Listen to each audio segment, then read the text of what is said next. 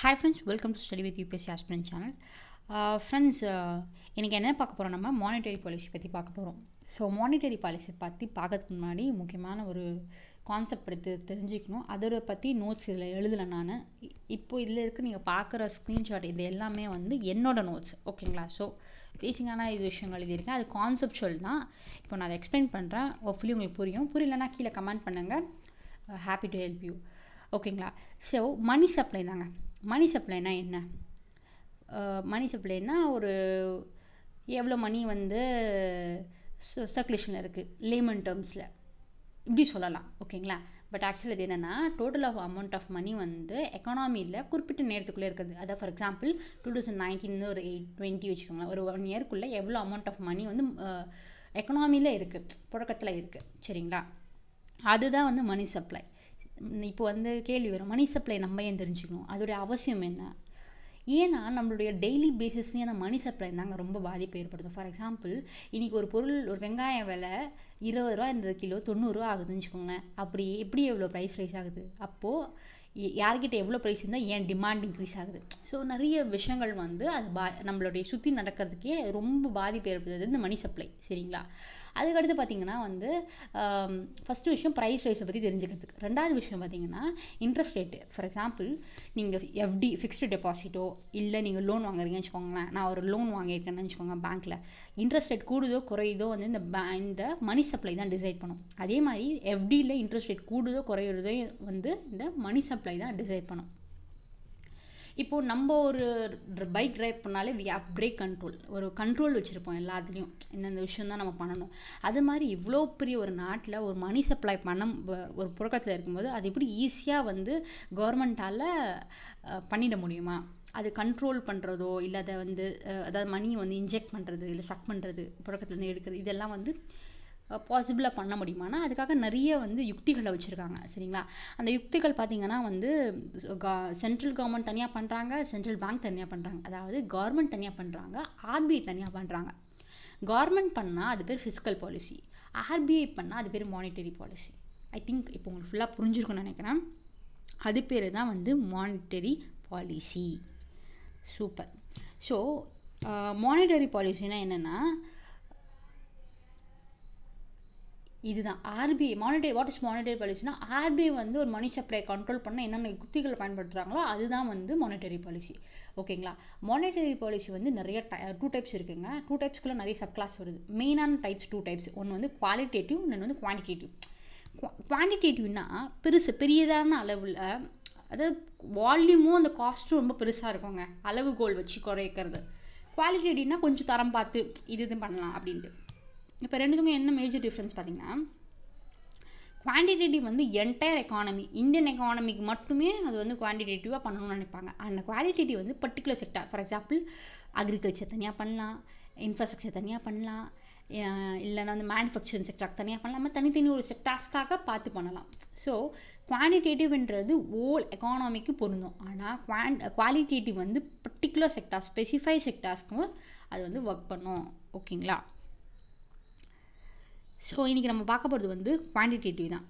So நிறைய method சொன்னால் அதில் வந்து ரிசர்வ் ரேஷியோன்னு ஒன்று இருக்குது, கிரெடிட் ரிசர்வ் ரேஷியோ. அதில் வந்து என்னென்னா கேஷ் ரிசர்வ் ரேஷியோ ஒருத்தவங்க இருக்காங்க, அப்புறம் எஸ்எல்ஆர் இருக்காங்க, அதாவது ஸ்டாட்யூட்டரி லிக்விடிட்டி ரேஷியோ, சரிங்களா? இப்போது கேஷ் ரேஷியோ அப்படின்னா அதுலேயே உங்களுக்கு தெரியுது, கேஷ் ரிசர்வ் ரேஷியோ. கேஷை வந்து ரிசர்வ் பண்ணுறது, எங்கே ரிசர்வ் பண்ணணும்? ஆர்பிஐயில் ரிசர்வ் பண்ணணும். சரி, ஓகே, நான் ஏன் ரிசர்வ் பண்ணேன் இதையே ரிசர்வ் பண்ணால், நீ திடீர்னு திவால் ஆகிட்டுனா அப்போது வந்து காசு வந்து என்கிட்ட தான், இப்போ ஒரு சேஃப்டிக்கு நான் வாங்கி வச்சுக்கிறேன். நீ எல்லாத்தையும் லோன் கொடுத்துட்டு NPAவே ஆக்கிட்டு இன்க்ரீஸ் ஆஃப் நான் பேயிங் அசட், அதாவது ஸோ அந்த மாதிரி எல்லாம் எடுத்துட்டேன்னா நீ உங்ககிட்ட டெபாசிட் பண்ணோம்லாம் எங்கே போவான்? பேங்க் திவால் ஆகிடுச்சு. நீ என்கிட்ட நீ வந்து ஒரு சேஃப்டிக்காக நான் வாங்கி வச்சுருக்கேன், நீ என்கிட்ட வந்து குறிப்பிட்ட அமௌண்ட்டான கேஷ் வந்து எங்களுக்கு கொடுத்து வைக்கணும். சரி நான் வைக்கிறேன், நீங்கள் லாஸ்ட்டில் திவால் ஆகிட்டப்போ நான் தருவேன். இப்போது நான் வந்து ஒரு குறிப்பிட்ட அமௌண்ட்டு கிட்ட கொடுக்குறேன்னு வச்சுக்கோங்க. ஃபார் எக்ஸாம்பிள் நான் 100 கோடி ரூபா வந்து நான் வந்து ஆர்பிஐயில் வந்து ரிசர்வ் பண்ணி வைக்கிறேன்னு வச்சுக்கோங்களேன். அதுக்கு வந்து நான் இன்ட்ரெஸ்ட் வந்து ஆர்பிஐ பே பண்ணாது, உன் பாதுகாப்புக்காக நாங்கள் வாங்கிக்கிறோம், எங்களுடைய பெனிஃபிட்டுக்காகவோ அது வாங்கலை. ஸோ அதுக்கு வந்து ஆர்பிஐ இன்ட்ரெஸ்ட் பே பண்ணாது. அதுக்கப்புறம் பார்த்திங்கன்னா ஒரு மினிமம் மேக்ஸிமம் லிமிட்லாம் கிடையாது. மினிமம் மேக்ஸிமம் லிமிட்னால் இப்போ கரண்ட்டாக வந்து 3% ஆஃப் NTDL இருக்குது, சரிங்களா? 3% இருக்குன்னா NTDLனா நெட் டிமாண்ட் டைம் லைபிலிட்டி. ஓகேங்களா? ஸோ இது யார் டிசைட் பண்ணுவான்னா RBI தான் டிசைட் பண்ணுவாங்க. நாளைக்கு நான் 5% ஆக்கலாம். இப்போது இருங்க, இப்போது ஃபார் எக்ஸாம்பிள் 3% இருக்குதுன்னு வச்சுக்கோங்களேன் கேஷ் ரிசர்வ் ரேஷியோ. அப்போ வந்து குறைவாக இருக்குது. ஓகேங்களா? இப்போ வந்து கொரோனா பேண்டமிக் அப்புறம் தான் 3% ஆக்கினாங்க. இதுக்கு முன்னாடி 4% இருந்துச்சு. இப்போது SLR பாருங்கள். SLR வந்து என்னென்னா ஸ்டாட்டுட்டரி லிக்விடிட்டி ரேஷியோ. லிக்விடிட்டினா எதெல்லாம் வந்து சீக்கிரமாக வந்து பணமாக்கக்கூடியதோ, கேஷாக இருக்கலாம், கோல்டாக இருக்கலாம், கவர்மெண்ட் செக்யூரிட்டிஸாக இருக்கலாம், இல்லை ட்ரெஷரி பில்ஸாக இருக்கலாம், பாண்ட்ஸாக இருக்கலாம், எது வேணால் இருக்கலாம். எதெல்லாம் வந்து சீக்கிரமாக வந்து நான் பைசா ஆக்க முடியுமோ அதெல்லாம் வந்து எங்கே ஸ்டோர் பண்ணணும்? பேங்க்லேயே. RBIக்கு இதுக்கும் சம்மந்தம் இல்லை. நீங்கள் வந்து உன்னோட பேங்க்லேயே நீ வந்து பத்திரமா பாதுகாத்து வச்சுக்கலாம். இதுவும் எதுக்குன்னா ஒரு சேஃப்டி பர்பஸ்க்காக தான். நாளைக்கு வந்து நம்ம ஃபினான்ஷியல் அந்த டிப்ரெஷன் வந்துடக்கூடாது. ஒரு பேங்க் வந்து ஒரு பாதுகாப்பான நிலையில் ப்ரொடெக்ஷன் கண்ட்ரோல் வச்சுருக்கிறதுக்காக யூஸ் பண்ணுற ட்ரிக்ஸ் தான் இதெல்லாம். ஸோ இதுக்கு எவ்வளோ பர்சன்ட்னா 18% இருக்குது நெட் டிமாண்ட் டைம் லைபிலிட்டி. ஓகேங்களா? இது வந்து மேக்ஸிமம் லிமிட் வந்து 40% மேலே போகக்கூடாதுன்னு சொல்கிறாங்க. ஓகே. ஸோ இப்போ இந்த CRR SLR RBIயில் வைக்கிறதுக்கும் கேஷை தூக்கி நான் RBIயில் வைக்கிறதுக்கும் இந்த கோல்டு கேஷ் எல்லாத்தையும் என் பேங்க்கில் இருக்கிறதுக்கும் எப்படிங்க மணி சப்ளை கம்மியாகும் கேட்டிங்கன்னா, சிம்பிள் கான்செப்ட். இப்போது பேங்க்கில் ஒரு 1000 ரூபாய் இருக்குது. சரிங்களா? பேங்க்கில் ஒரு 1000 ரூபாய் இருக்குது. அந்த 1000 ரூபாய் வந்து பேங்க் வந்து லோன் தரலாம். லோன் தர காசு ரெடியாக வச்சுருக்காங்க. லோன் எல்லாருக்கும் வராங்க. இல்லைன்னா ஒரு 1000 ரூபாய் வந்து 2 பேர் போய் டெபாசிட் பண்ணுறாங்க. இது வந்து ஒரு எக்ஸாம்பிளுக்காக குட்டியாக சொல்கிறேன். சரிங்களா? ஒரு 2 பேர் வந்து 1000 ரூபாய் டெபாசிட் பண்ணுறாங்க. இப்போ வந்து லோன் தேவை, இன்னொருத்தவங்க வராங்க. ஆனால் வந்து மணி வந்து ஆல்ரெடி வந்து நிறைய மக்கள்கிட்ட இருக்குது. அந்த காசெல்லாம் வந்து நிறைய இது பண்ணிகிட்டு இருக்காங்க. அப்போ பேங்க் வந்து இன்னொரு வாட்டி லோனை கொடுத்தாங்கன்னா இன்னொரு வாட்டி காசு வந்து புழக்கத்தில் போயிடும். இன்னொருத்தவங்க 2 பேர் வராங்க, அவங்க லோன் கேட்குறாங்க, அவங்ககிட்ட கொடுத்தா காசு புழக்கத்தில் போயிடும். அப்போ என்ன பண்ணுறாங்க வந்து என்ன நினைக்கிறாங்க, RBI மணி சப்ளை அதிகமாக இருக்குது. சரி என்ன பண்ணலான்னா ஸ்டாட்டுட்டரி லிக்விடிட்டி ரேஷியோ ஏற்றுறாங்க. 18% இருக்குது, நான் 19% ஆக்குறேன். ஓகேங்களா? இப்போ என்ன பண்ணோம், நீங்கள் இந்த 1000 ரூபாவும் எடுத்துகிட்டு போய் அங்கே சேவ் பண்ணணும். ஏன்னா பர்சன்டேஜ் இன்க்ரீஸ் ஆகிடுச்சு. கேஷோ கோல்டு எது இருந்தாலும் நீங்கள் பண்ணுவோம். அப்போ நீங்கள் என்ன பண்ணீங்க, லோன் வரனுக்கு லோன் கொடுக்க மாட்டீங்க. அப்போ மணி சப்ளை குறையும். இதுதான். ஆனால் இந்த டெக்னிக்ஸை வந்து யூஸ் பண்ணுறது இல்லை ப்ரைமரியாக. ஏன் யூஸ் பண்ணுறது இல்லைன்னா, அவங்க ரெப்போ ரேட் ரிவர்ஸ் ரெப்போ ரேட்லேயே கண்ட்ரோல் பண்ணிடுறாங்க ப்ரைமரி ஃபேக்டர்ஸாக. CRRையும் SLRையும் பயன்படுத்துறது கிடையாது, மேஜராக பயன்படுத்துறது கிடையாது. ஆனால் அது வந்து ஏற்றியும் இறக்கியும் பண்ணிகிட்டே தான் இருக்காங்க. ஆனால் இன்ஃப்ளேஷன் பொறுத்தவரையும் கண்ட்ரோல் பண்ணுறது வந்து ரிவர்ஸ் ரெப்போ ரேட்டை வச்சு தான் மெஜாரிட்டி யூஸ் பண்ணுறாங்க. ஓகேங்களா? ஸோ CRR SLR பற்றி புரிஞ்சிருக்கும்னு நினைக்கிறேன். ஸோ இது CLR SLR பண்ணுறதுக்கு 2 விஷயம் தாங்க முக்கியமாக. பேங்க்கை ப்ரொடெக்ட் பண்ணணும், புரியுதுங்களா? அதுக்கப்புறமேட்டு வந்து மணி மல்டிப்ளையர் எஃபெக்ட், அதாவது மணி சப்ளையை கண்ட்ரோல் பண்ணணும். ஓகேங்களா? ஸோ இது வந்து CLR SLR எப்படி டிசைட் பண்ணுவாங்கன்னா, எவ்ரி fortnightly, அதாவது எல்லா 15 நாட்களுக்கு ஒரு முறை வந்து RBI டிசைட் பண்ணுவாங்க. ஓகேங்களா? சப்போஸ் இப்போ நம்ம கேட்கலாம், அங்கேயும் சில பேர் வந்து இது மாதிரி வந்து நான் வந்து SLR வச்சுக்கலன்னா, என்னோடய பேங்க்கில் CRA நான் கொடுக்கலனா அப்படின்னு கேட்டாங்கன்னா, அவங்களுக்கெல்லாம் பெனால்ட்டி ரேட் வந்து போடுவாங்க RBI. ஸோ பெனால்ட்டி ரேட்டுன்றது பேங்க் ரேட்டு. வட்டி விகிதம் பார்த்திங்கன்னா ரொம்ப அதிகமாக இருக்கும். மற்ற எல்லா ரேட்ஸை விட வட்டி வந்து அதிகமாக இருக்கும். ஸோ அது வந்து பேங்க்குக்கு லாஸ் தானே. ஸோ அவங்க வந்து மோஸ்ட்லி இதை சூஸ் பண்ணிடுவாங்க. அடுத்து நம்ம பார்க்க போகிறது என்னென்னா, bank rate, MSF, repo rate. So MSFனா மார்ஜினல் ஸ்டாட்டுட்டரி ஃபெசிலிட்டி. ஓகேங்களா? சூப்பர். ஸோ பேங்க் ரேட் வந்து 34 தான் வந்துச்சு. இது வந்து MSF 2011 அது வந்துச்சு. ஸோ இந்த டேபிள் காலம் நீங்கள் பார்த்தீங்கன்னா அண்டர்ஸ்டாண்டபிள், உங்களுக்கே புரியும். நான் வந்து அந்த எக்ஸ்ப்ளனேஷன் மட்டும் கொடுக்குறேன். MSFனா என்னென்னா, இப்போ வந்து செக்யூரிட்டிஸு, கொலாட்ரல் இதெல்லாம் வச்சு தான் நீங்கள் வந்து லோன் வாங்க முடியும். இதெல்லாம் வந்து பேங்க்குக்கு மட்டும்தாங்க போடுறது. பேங்க்கு போயிட்டு RBI கிட்டே கடன் கேட்பாங்க. கடன் வந்து சும்மாவே கொடுத்துட்றாங்க. எல்லோரும் 10 ரூபா வச்சா தான் கொடுப்பாங்க மெஜாரிட்டி. ஸோ நம்ம போய் ஒரு 10 ரூபா வைக்கிறோம்னு வச்சுக்கோங்களேன். இப்போது நான் வந்து என்னுடைய பேங்க்கில் SLRன்னு சேவ் பண்ண சொன்னாங்க RBI. அதில் இருக்க ஒரு பத்திரத்தை போய் வச்சேன்னா அது MSF. அது இல்லாத வேறு ஏதாவது ஒரு பாண்டோ இல்லை செக்யூரிட்டிஸோ இதையே நான் வந்து RBIக்கு வந்து கடனாக வச்சேன்னா நான், அது பேர் repo rate or reverse repo rate. That is LAF, liquidity adjustment facility. சரிங்களா? ஸோ பேங்க்கு வந்து எஸ்எல்ஆர்லேருந்து எடுத்து, அந்த வேர்டு தாங்க இம்பார்ட்டன்ட். எஸ்எல்ஆர்லேருந்து இருக்கிற செக்யூரிட்டிஸையும் கொலாட்ரல் எந்தாவது ஒரு பத்திரத்தை வச்சு கடன் வாங்கினாங்கன்னா அது எம்எஸ்எஃப் பேங்க் ரேட்டும் கிட்டத்தட்ட ஒரே ரேட்டு தான் இருக்கும். 2012 சேம் ரேட்டு தான் ஃபாலோ பண்ணிட்டு இருக்காங்க. பட் அதோட குறைவாக இருக்கும் ரெப்போ ரேட், அதை விட கம்மியாக இருக்கும் ரிவர்ஸ் ரெப்போ ரேட். ஸோ அது என்னென்னு பார்ப்போம். லிக்விடிட்டி அட்ஜஸ்ட்மெண்ட் ஃபெசிலிட்டி, அதாவது என்னென்னா ஆர்பிஐ லெண்ட் பண்ணுறதுங்க. ஆர்பிஐ வந்து பேங்க் தான் லெண்ட் பண்ணுவாங்களான்னு கேட்டால் கிடையாது. அவங்க வந்து other clients, for example state government, central government, நான் பேங்கிங் ஃபினான்ஷியல் இன்ஸ்டிடியூஷன்ஸ், அவங்க எல்லாருக்குமே வந்து லெண்ட் பண்ணலாம். ஓகேவா? ஸோ ஆர்பிஐ வந்து ஒருத்தவங்க கடன் கொடுக்குறாங்க, அதுதான் ரெப்போ ரேட். ரெப்போ ரேட்டில் ஃபஸ்ட்டு ஆர் இருக்குது, ஞாபகம் வச்சுக்கோங்க. ஆர்பிஐ லென்ஸ் அப்படின்னு ஞாபகம் வச்சுக்கிங்க, உங்களுக்கு மறக்காது. Repo, RBI lens. ரிவர்ஸ் ரெப்போனா இப்போ ஆர்பிஐ லெண்ட் பண்ணாங்க ரெப்போவில், ரிவர்ஸ் ரெப்போனா ஆர்பிஐ பாரோ பண்ணுறாங்கன்னு அர்த்தம். ஓகேவா? இப்போது ஆர்பிஐ லெண்ட் பண்ணுறாங்கன்னு வச்சுக்கோங்களேன், அப்போ வந்து கொலாட்ரல் வச்சு தான் வாங்க முடியும். ஸோ கவர்மெண்ட் செக்யூரிட்டி, ஸோ இதெல்லாம் எப்படி நடக்கும்னா, இது ஒரு அண்டர்ஸ்டாண்டிங் பர்பஸ் தான். இப்போ வந்து ஆர்பிஐ இருக்காங்க, இந்தியன் பேங்க்ஸு, எல்லா பேங்க்ஸும் இருக்காங்க. மணி சப்ளை வந்து அதிகமாக இருக்குதுன்னு வச்சுக்கோங்களேன். ஆர்பிஐ என்ன பண்ணும், எல்லாருக்கிட்டையும் வந்து கவர்மெண்ட் செக்யூரிட்டிஸை நான் வாங்குகிறேன், இன்ட்ரெஸ்ட் ரேட் அதிகமாக கொடுக்கும். எப்படின்னா, ஃபார் எக்ஸாம்பிள் ஆர்பிஐ வந்து 5% இன்ட்ரெஸ்ட் ரேட் நான் தரேன், நான் வந்து எனக்கு கடன் தாங்க, 5% இன்ட்ரெஸ்ட் ரேட் கூட நான் தரேன், எனக்கு யாராவது கடன் தாங்கன்னு சொல்கிறாங்க. இப்போது வந்து இந்தியன் பேங்க் கிட்ட வந்து எஸ்பிஐ வச்சுக்கலாம், any banks, but I take government bank. SBI இருக்குது. எஸ்பிஐ என்ன பண்ணுறாங்கன்னா 3%க்கு லோன் கொடுக்க பிளான் பண்ணி வச்சுருந்தாங்க. என்கிட்ட ஒரு 10,000 கோடி ரூபா இருக்குது, நான் 3% லோன் கொடுக்க போகிறேன் அப்படின்னு வச்சுருக்காங்க. ஆர்பிஐ என்ன சொல்கிறாங்க, 5% தராங்க. உங்கள்கிட்ட லோனை கொடுத்து, மக்கள்கிட்ட லோனை கொடுத்து, அதை வாங்கிறதுக்கு அவன் லோன்னு அலைஞ்சி அந்த 3% அவன் வாங்கிறதுக்குள்ளே என்பிஐ நிறைய வருத்தம் இருக்கும். ஆர்பிஐன்றது ஒரு நம்பகத்தன்மையான ஒரு சென்ட்ரல் பேங்க், அவங்களே 5% தரணும் போது நமக்கு ஏன் தரப்போகிறாங்க? என்ன பண்ணுவாங்க, அந்த 10,000 கோடி எடுத்துகிட்டு போயிட்டு ஆர்பிஐ கொடுப்பாங்க. இது வந்து ரிவர்ஸ் ரெப்போ. இதே தான் சேம் கான்செப்ட் தான் வந்து இதுக்குமே. அதாவது அந்த 10,000 ரூபாய் மதிப்பு பத்திரத்தை எடுத்துகிட்டு போயிட்டு ஆர்பிஐ கிட்ட நம்ம கொடுத்தோன்னா காசும் வாங்கிக்கலாம். அப்போ வந்து இன்ட்ரெஸ்ட் ரேட் கம்மி பண்ணுவாங்க. சரி, நான் கன்ஃபியூஸ் பண்ணிட்டேன்னா இல்லை, சிம்பிள் கான்செப்ட் என்னென்னா, ஆர்பிஐ கிட்ட ஆர்பிஐ வந்து நம்மளுக்கு கடன் தராங்கன்னு வச்சுக்கோங்களேன். இப்போ வந்து ஆர்பிஐ கிட்ட நம்ம கடன் வாங்க போகிறோம். ஸோ ஆர்பிஐ என்ன பண்ணுறாங்க, நம்ம என்ன பண்ணுறோம், ஒரு சென்ட்ரல் நம்ம எஸ்பிஐ, ஓகே, நம்ம தான் எஸ்பிஐ பேங்க், ஆர்பிஐ அவங்ககிட்ட இருக்காங்க. அவங்ககிட்ட ஒரு கொலாட்ரல் எடுத்து போய் வைக்கிறோம், வச்சுட்டு இன்ட்ரெஸ்ட் கம்மியாக கொடுக்குறாங்க ஆர்பிஐ லெண்ட் பண்ணும்போது. அதாவது என்ன தராங்கன்னா, ஒரு 3% தராங்கன்னு வச்சுக்கோங்களேன். 3% தராங்க. 3% இன்ட்ரெஸ்ட்டில் நம்ம காசு எடுத்துகிட்டு வரோம். அதை எடுத்துகிட்டு போயிட்டு நம்ம மக்கள்கிட்ட கொடுத்து லோன் கொடுத்து சம்பாதிக்கலாம். அவங்ககிட்ட 3% இன்ட்ரெஸ்ட்டில் நம்ம வாங்கிட்டு 5% இன்ட்ரெஸ்ட்டில் மக்கள்கிட்ட லோன் கொடுக்கலாம். Personal loan, housing loan, gold loan, எக்கச்சக்க லோன் கொடுக்கலாம்.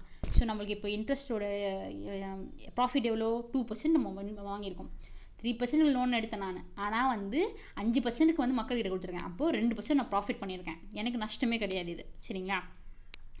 ஆனால் இதுவே ஆர்பிஐ நினைக்கிறாங்க, இப்போ ஆர்பிஐ என்ன நினைக்கிறாங்கன்னா, மணி சப்ளை பண்ணட்டும், மக்கள்கிட்ட காசு இல்லை, அதனால இவங்க இன்ட்ரெஸ்ட் ரேட் கம்மியாக தராங்க. ஏற்கனவே மணி சப்ளையும் அதிகமாக இருக்குது, எஸ்பிஐக்கும் ஆசை அதிகமாக இருந்து எஸ்பிஐ மறுபடியும் போயிட்டு கேட்குறாங்க, இந்த மாதிரி இன்ட்ரெஸ்ட் வந்து எனக்கு நான் பத்திரம் தரேன், நீங்கள் எனக்கு காசு கொடுங்க அப்படின்னு கேட்கும்போது ஆர்பிஐ என்ன நினைக்கிறாங்க, ஏற்கனவே மணி சப்ளை அதிகமாக இருக்குது, இவன் வேறு லோன் கொடுத்து ஏன் பண்ணணுன்ட்டு இன்ட்ரெஸ்ட் ரேட்டை வந்து அதிகப்படுத்திடுறாங்க. அதாவது என்ன பண்ணிடுறாங்கன்னா 5% வச்சுக்கிறாங்கன்னு வச்சுக்கோங்களேன். 5% இருக்குன்னு வச்சுக்கோங்களேன். அப்போது என்ன ஆகிடும், நம்மளால் 5% இந்த மக்கள்கிட்ட கொடுத்து கலெக்ட் பண்ணவும் முடியாது. ஆர்பிஐயே 5%ன்றது, அப்போ நம்ம போய் எங்கள் பத்திரத்தை வைக்கவே மாட்டோம். புரியுதா? இப்போ சேம் நம்ம வீட்டில் கான்செப்ட். இப்போது நம்ம கடன்லாம் வாங்குகிறோம்னு வச்சுக்கோங்களேன். நம்ம ஒரு பர்சன் கிட்டே போகிறோம், அவர் வந்து ஒரு ரூபா ஒரு வட்டின்றாருன்னு வச்சுக்கோங்க, 100க்கு 1 ரூபா. அப்போது நான் 1000 ரூபா வாங்கினா 10 ரூபா அவர்கிட்ட. சரிங்களா? 10 ரூபாய்க்கு அவர்கிட்ட நான் 1%, அந்த 1 ரூபாய்க்கு நான் வட்டி வாங்கிட்டு நான் வந்து என்னுடைய வேறு யாருக்கோ நான் வந்து வட்டி விடுறேன். என்ன விடுறேன்னா, நான் 2 ரூபாய்க்கு விடுறேன். 100 ரூபாய்க்கு 2 ரூபான்னா 1000 ரூபாய்க்கு 20 ரூபா. அப்போ எனக்கு எவ்வளோ லாபம், 10 ரூபா லாபம். இப்போது அவர்கிட்ட நான் வட்டி கட்டினா கூட எனக்கு 10 ரூபா கையில் நிற்கும். ஓகேவா? இப்போ அவர் என்ன நினைக்கிறாரு, நான் இப்படி வட்டி சம்பாதித்து அவருக்கு பிடிக்கல. அவர் என்ன சொல்கிறாரு, இப்போது 100 ரூபா வட்டி 3 ரூபா. சரிங்களா? ஆல்ரெடி நான் இப்போ 2 ரூபாயிலே பழக்கப்படுத்திட்டேன். இப்போது நான் கடன் வாங்கினா 10 ரூபா மைனஸ் எனக்கு. இப்போ நான் தான் அவருக்கு கொடுக்க வேண்டியதாக இருக்கும். அதனால் நான் வாங்காமல் சும்மாவே இருக்கேன். அதுதான் இப்போ மணி சப்ளை மக்களிடம் போகாமல் இருக்கிறதுக்கு அதே வழி தான். ஸோ இதான் repo rate, reverse repo rate. Reverse repo ரேட்னா ஆர்பிஐ வாங்குவாங்க, ஆர்பிஐ கடன் வாங்குறாங்க எஸ்பிஐ கிட்டேருந்து. ஏன்னா மணி சப்ளை செக் பண்ணுறது தான். இப்போ ஆர்பிஐ கேட்குறாங்க ஒரு 1000 கோடி ரூபா கொடுங்கன்ட்டு, நான் 5% இன்ட்ரெஸ்ட் ரேட் தருவேன். நம்ம ஆர்பிஐக்கு தான் லோன் தருவோம் எஸ்பிஐ. ஏன்னா அவன் தான் நம்பருக்கு தன்மையான ஒரு பேங்க்கு, சென்ட்ரல் பேங்க்கு. அவங்க ரொம்ப ரீசனபிள். அவங்க கண்டிப்பாக நம்மளுக்கு வந்து நல்லா பே பண்ண போகிறாங்க. என்பிஏ கண்டிப்பாக ஆக போகிறது இல்லை. ஆனால் மக்கள்கிட்ட போயிடுச்சுன்னா காசு என்பிஏ ஆகிடும். அவங்ககிட்ட கஷ்டப்பட்டு நம்ம வாங்கிறதுக்குள்ளே டயர்டாகிடும். ஸோ வந்து ரிஸ்க் ரேஷியோ வந்து ரொம்ப கம்மிங்க. அதுதான் important. So repo rate, reverse repo rate தெளிவாயிடுச்சுங்களா? அடுத்து வந்து long term repo operation. Long term repo ஆப்ரேஷன்னா ஆர்பிஐ நினச்சிட்டு இருக்காங்க. ஆர்பிஐ வந்து யூஸ்வலாக வந்து ரெப்போ ரேட், ரிவர்ஸ் ரெப்போ ரேட்டை ப்ரைமரியாக யூஸ் பண்ணி தான் இன்ஃப்ளேஷனை குறைப்பாங்க. இன்ஃப்ளேஷன் சென்ஸ் ப்ரைஸ் ரைஸ் இதெல்லாம் ஓகேங்களா? So long term repo operation கொண்டு வந்தாங்க. அது எல்லாமே ஃபோர்ட்நைட்லி அது 15 நாள், அதாவது ஒரு நாள்லேருந்து 14 நாளுக்குள்ளே தான் அந்த மதிப்பு எல்லாமே இருக்குது. கடன் வாங்குறது ஒரு நைட்லேருந்து 14 நாளுக்குள்ளே. ஸோ ஆர்பிஐ நினைக்கிறாங்க ஒரு லாங் டேர்மாக 1 வருஷம் 3 வருஷம் நம்ம பண்ணால் எப்படி இருக்கும், இதை இந்த மாதிரி ரெப்போ பண்ணால் எப்படி இருக்கும் அப்படின்ட்டு ஒரு கான்செப்ட் கொண்டு வராங்க. எப்போ கொண்டு வராங்கன்னா 2020 தான் கொண்டு வராங்க. ஆர்பிஐ அனௌன்ஸ் பண்ணுறாங்க இதை ஓகேங்களா? ஆனால் இது வந்து எம்எஸ்எஃப்ஐயோ ரெப்போயோ கண்டிப்பாக பாதிப்படைய போகிறதில்ல. ஸ்டாண்டிங் டெபாசிட் ஃபெசிலிட்டி இந்த கான்செப்ட் வந்து இன்னும் இம்ப்ளிமெண்ட் ஆகலை. பட் வந்து இந்த கான்செப்டை தெரிஞ்சுக்கோங்க. என்னென்னா நியூஸில் நீங்கள் பார்க்கலாம்.